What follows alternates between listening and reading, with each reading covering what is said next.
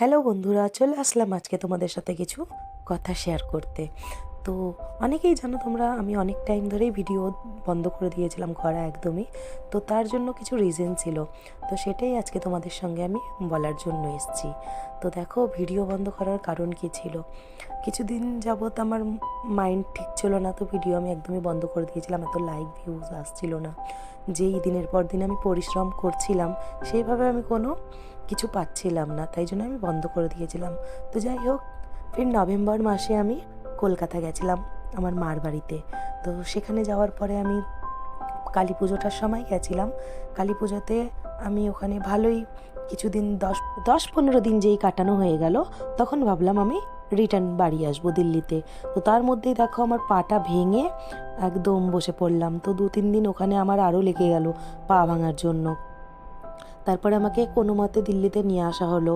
ওখান থেকে আসার পরের দিনই আমার শ্বশুরের ফোন আসে। আমার শ্বশুরও গেছিলো গ্রামে, উনি ওনার শ্বশুরবাড়ির দিকে গেছিলো একাই। তো ফোন আসার পরে আমার বর আনতে যায় কি ওনার খুব শরীর খারাপ। কিন্তু আমার বর যখন ট্রেন অবধি গেছে, বাড়ি অবধি পৌঁছাতেও পারেনি, আরও 1-2 ঘন্টা লাগতো ওনার বাড়ি অবধি পৌঁছানোর জন্য। তার আগেই খবর আসে সকাল সকাল কি উনি মারা গেছে। এত খারাপ লাগছিল বন্ধুরা যে কি বলবো। তো দেখো, ওনার আত্মার শান্তির জন্য এই যে আমাদের আজকে রামায়ণ গান দেওয়া হয়েছিল পুরো বাড়িতে। শ্রাদ্ধ শান্তি হয়ে গেছে, রামায়ণ গান এখন এই বস্ত্র বিতরণ করা হচ্ছিল। যারা গান করেছে তাদেরকে ওই ধুতি পাঞ্জাবি এগুলো দান করা হয়েছে, আর একটা করে গলার ওড়না।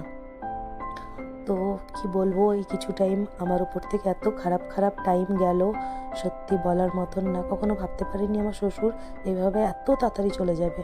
কোনো কিছু না, না ভুগলো না কিছু, হঠাৎ শরীর খারাপ আর হঠাৎই উনি চলে গেল। খুব খুব খারাপ লাগছে ওনার এই চলে যাওয়াটা, মেনে নিতে পারছি না আমরা বাড়িতে কেউই।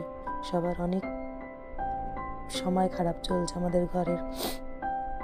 তো যাই হোক, এটাই বলার জন্য ছিল তোমাদেরকে কি দেখো আমার সাথে কিরকম টাইম গেল কিছু টাইম ধরে। চলো ঠিক আছে, বাই, টাটা। সবাই তোমরা ভালো থেকো, সুস্থ থেকো।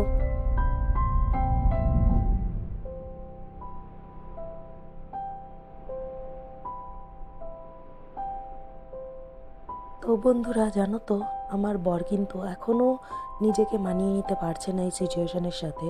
কি আমার বাবা সুস্থ মানুষ, কি করে এত তাড়াতাড়ি চলে যেতে পারে, কি করে। তো পুরো রাত এখনও খালি ওই বাবার কথা বলতে থাকে আর কাঁদতে থাকে। থেকে কি হয়ে গেল, আমি একা একা কী করব, সব সময় কাঁদে। এই দিনও পুরো সারাক্ষণ কাঁদছে। যত বোঝাই কি দেখো, মানুষ তো একদিন না একদিন যাওয়ার ছিলই, কেউ আগে আর কেউ পরে, কিন্তু ওকে মানানোই যাচ্ছে না। ও এখনও ভাবে কি করে চলে যেতে পারে।